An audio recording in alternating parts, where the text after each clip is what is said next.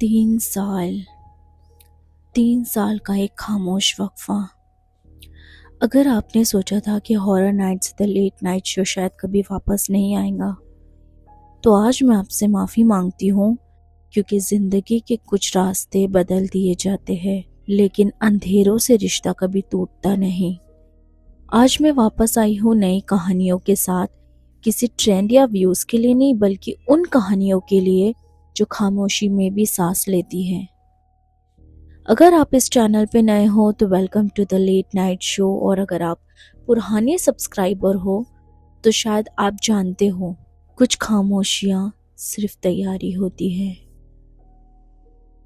दोस्तों, मैं हूँ रहनुमा आरिफ, और आज की कहानी सिर्फ डर की नहीं, बल्कि सच और सवालों की है।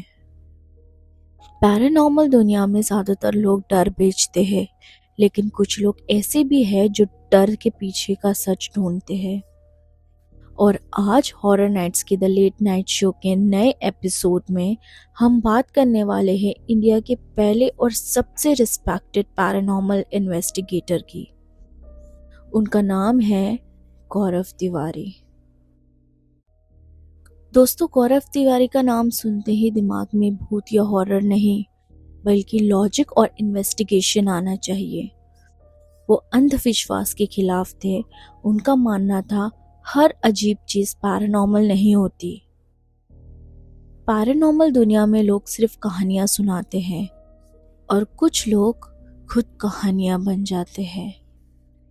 गौरव तिवारी उन्हीं लोगों में से एक थे।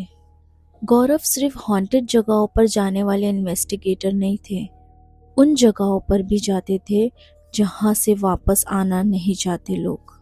ऐसी जगह जहां लोग कहते थे यहाँ सिर्फ आवाजें नहीं, मौजूदगी होती है।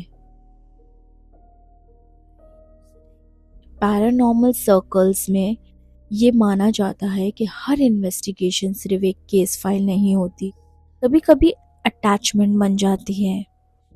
जब गौरव तिवारी ने पैरानॉर्मल सोसाइटी फॉर्म की थी, उनका इन्वेस्टिगेशन का तरीका अपने वक्त से काफ़ी अलग था।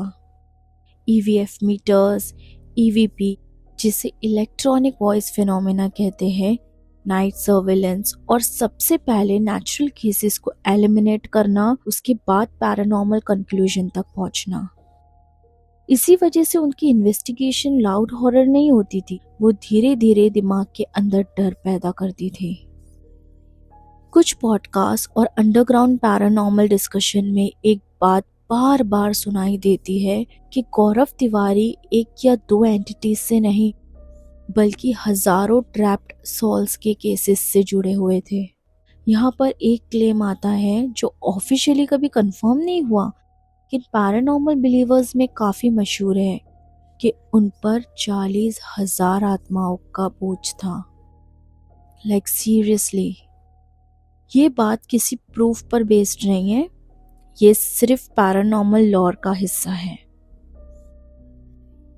अब रिसेंटली अमेज़न प्राइम पर एक वेब सीरीज आई, भय, गौरव तिवारी मिस्ट्री सीजन 1।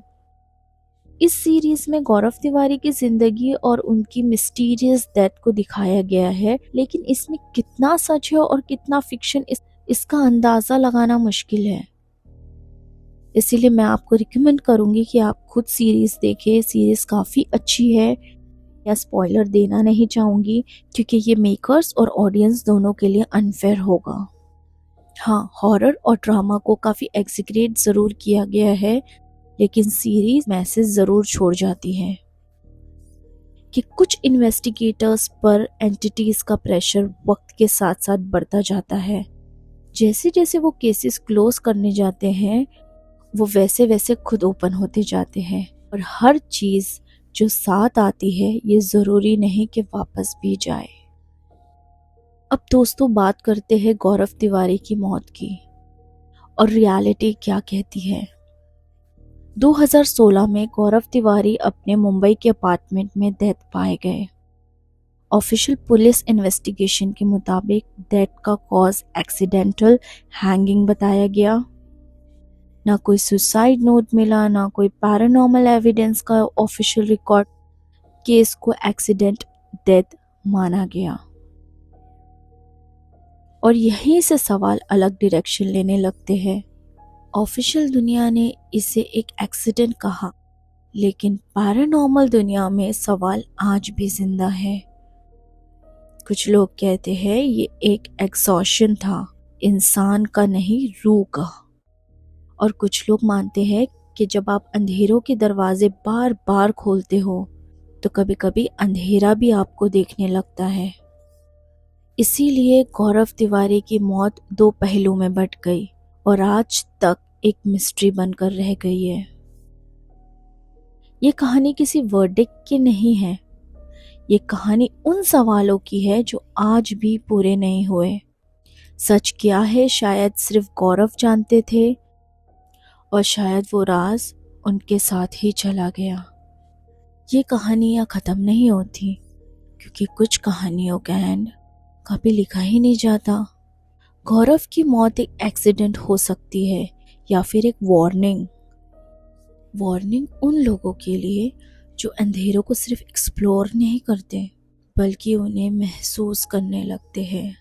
दोस्तों, सच क्या है ये हम नहीं जानते, लेकिन अगर बह जैसे केसेस सिर्फ इमेजिनेशन होते तो इतने सालों बाद भी ये कहानियां इतनी जिंदा क्यों होती। दोस्तों, ये था द लेट नाइट शो का आज का एपिसोड। अगर आपको पैरानॉर्मल चीज़ों पर यकीन है तो चैनल को सब्सक्राइब करें, क्योंकि यहाँ हम सिर्फ कहानियाँ नहीं सुनाते, हम उन दरवाज़ों की बातें करते हैं जो बंद होने के बाद भी खुले रह जाते हैं। See you in the next episode. Good night and stay aware.